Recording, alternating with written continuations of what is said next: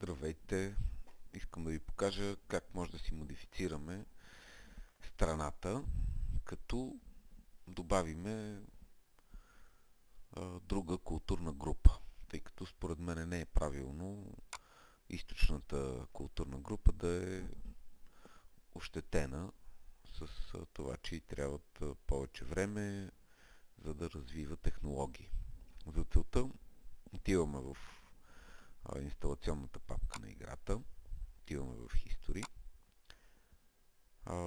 и в страни. Тук намираме България, където виждате, ние сме в Technology Group и Eastern.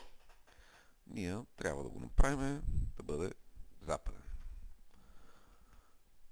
Направейки го това, вече ще играем с западна технологична група. И това е.